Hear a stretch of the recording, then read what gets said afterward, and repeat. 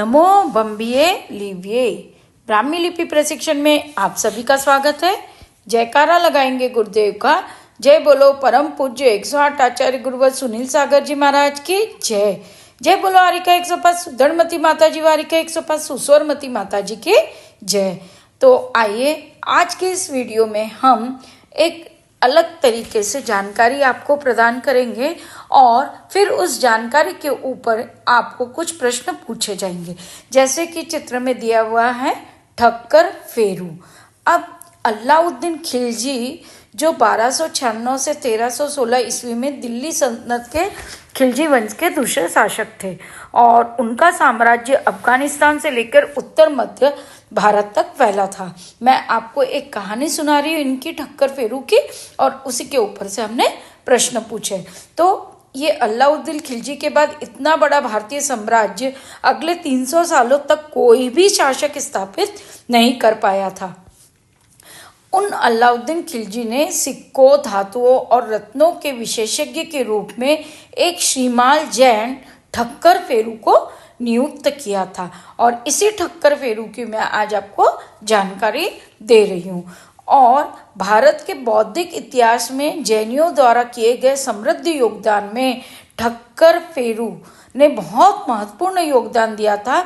इस्लामी और संस्कृत परंपराओं के बीच मध्यस्थों के रूप में उनकी अलग एक भूमिका है। और ठक्कर फेरू ने अपभ्रंश छंद में विभिन्न वैज्ञानिक विषयों पर कई रचनाएं की। इनमें सबसे महत्वपूर्ण है द्रव्य परीक्षा और धातु उत्पत्ति। अब द्रव्य परीक्षा कीमती धातुओं की द्रव्य, उस समय ये धातु को द्रव्य बोला जाता था, तो कीमती धातुओं को परिष्कृत करने और उनकी सुंदरता निर्धारित करने की तकनीक से संबंधित है। अभी ये धातु परिष्कृत क्या होता है? इसका अर्थ है धातु को शुद्ध करने की प्रक्रिया। जो हमें जमीन से धातु मिलती है वो प्योर फॉर्म में नहीं होती है, उसमें और भी कुछ मिक्स मेटल्स होते हैं, तो उनको मेटल्स को उनके ओर से एक्सट्रैक्शन करना पड़ता है।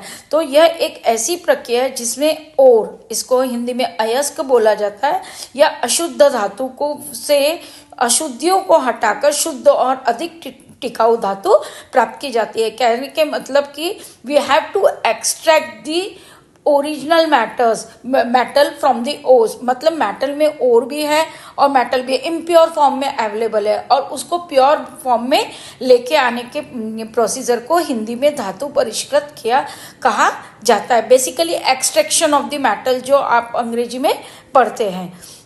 और अपने बेटे हेमपाल के लिए उन्होंने सिक्के बनाने की टकसाल में अपने अनुभव के आधार पर 1318 में यह पुस्तक लिखी थी, द्रव्य परीक्षा और धातु उत्पत्ति। अब उनको ये ठक्कर फेरू को गणित के विषयों पर गणित सार कौमुदी इस पुस्तक के लेखन के लिए भी जाना जाता है। तो ठक्कर फेरू जो 1315 में उन्होंने रत्न परीक्षा सहित इसी विषयों पर कई पुस्तकें लिखी है। रत्न परीक्षा पुस्तक प्राकृत भाषा में, जो अभी आपको पता है ब्राह्मी के सिवाय एक अन्य भाषा भी है प्राकृत भाषा, जिसमें हमारे जैनियों के सारे ग्रंथ लिखे। तो रयन परीक्षा, प्राकृत में परीक्षा को परीक्षा कहा जाता है, तो रयन परीक्षा नाम से लिखी थी। और इस कहानी में हमने जो भी ठक्कर फेरू के बारे में बताया, जो भी धातु उत्पत्ति, रैंड परीक्षा, ये सब बताया है, इसी के बेस पे अब हमको कहानी पे एक क्वेश्चन पूछा गया है। इस पूरी कहानी को सुनकर ब्राह्मी लिपि में लिखे शब्दों को पहचान के आपको बताना है। यह सब शब्द लिखे हैं और आपको इसका आंसर हमें लिख के भेजना है। उम्मीद करती हूँ कि आपको यह नया प्रयास हमारा समझ में आएगा और इस तरीके से हमें पुरानी जानकारियाँ भी प्राप्त हो जाएगी और हम उसे ब्राह्मी लिपि भी सीख पाएंगे। So thanks for watching religious यात्री। मिलते हैं अगले वीडियो में, तब तक के लिए जय जिनेंद्र।